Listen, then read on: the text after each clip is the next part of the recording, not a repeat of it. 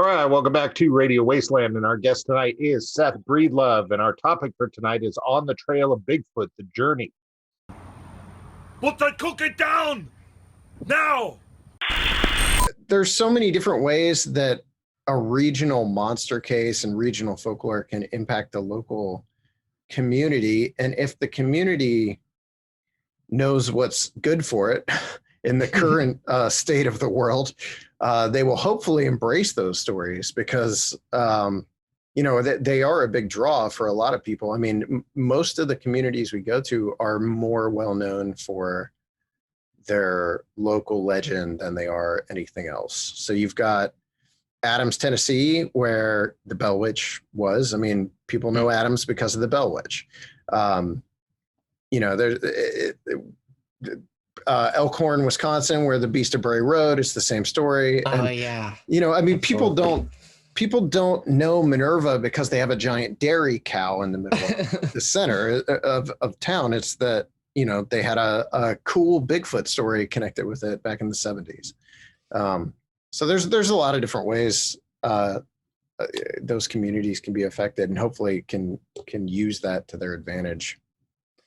Kara and I are from a town. We've both moved away since we started Radio Wasteland, but we started it in the town of Redding, California. And it turns out that like 30 years ago, Redding was offered a university, and they turned it down.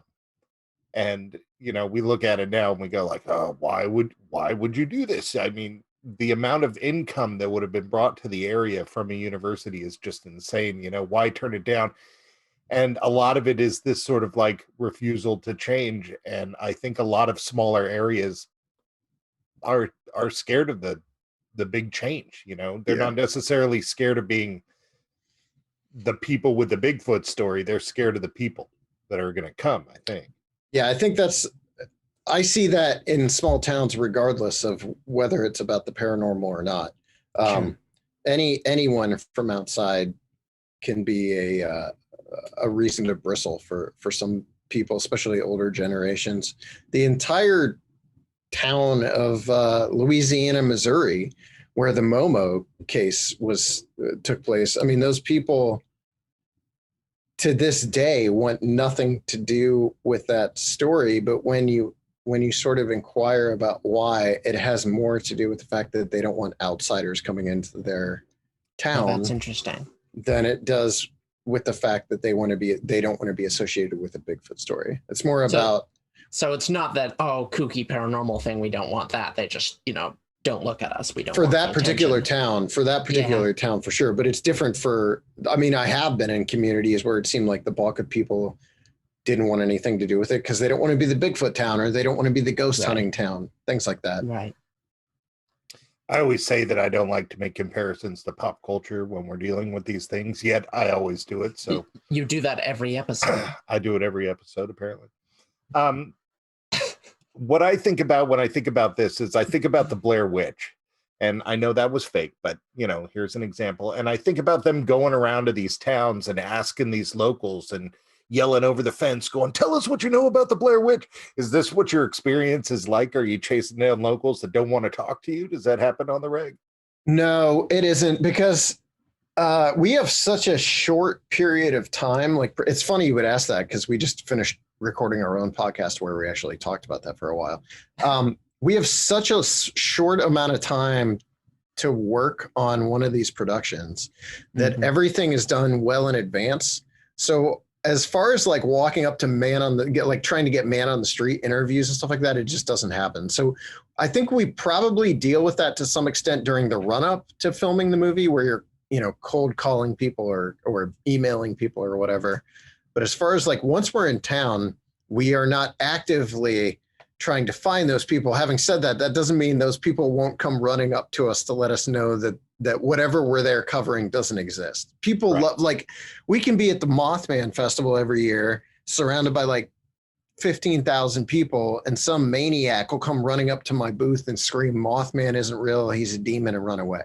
Like, there's always the nut job with the Jesus sign who's telling you that you're going to burn in hell on the street corner with his portable PA I would take my kids to the anime conventions, and even at the anime conventions where these kids are basically watching cartoons and having fun, there's some crazy Jesus guy out there telling them they're all going to HE double hockey sticks, Mm-hmm. Yeah. Okay, So I love that though, because Mothman isn't real and he's a demon.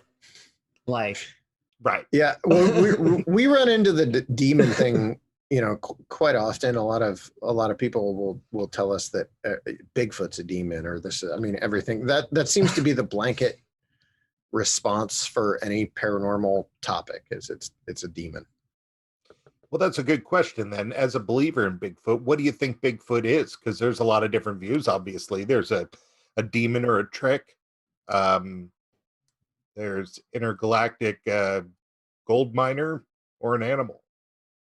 I mean, I love all those. Yeah, my personal opinion, and my opinion is formed on the evidence that it already exists, that we know about, the years of sighting reports, behavioral characteristics that are recounted by people that claim to have seen Bigfoot. All of that seems to point to some sort of undiscovered primate. The way it behaves, the way in which it acts. That's my personal opinion on what Bigfoot is, if it exists.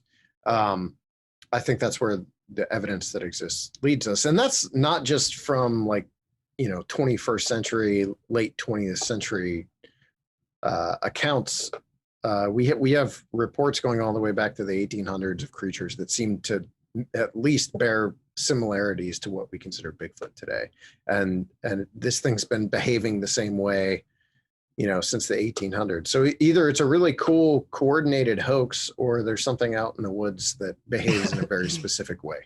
Right. Yeah, it would almost be like stranger and more fantastic if there was like a secret society of Bigfoot hoaxers that had been around for 250 years or something. Yeah, there's a quote by Grover Krantz that I don't know how it goes exactly, but he says something to the effect of like when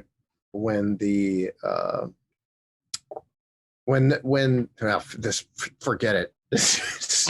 I can't remember what the quote is, but it was almost exactly what you just said. Like the idea of a hoax is so absurd that even though it seems more likely, it just doesn't line up. Like, it doesn't work out. There can't be hundreds, if not thousands, of people coordinating this hoax over, a couple hundred years. At the same time, why don't we have a body? Why don't we have photographic evidence? All that kind of stuff. Sure. Intergalactic gold hustler. That's why. Your mom had an accident. I'll take you to her. Uh-oh. Look, Wild Bill. Who was that?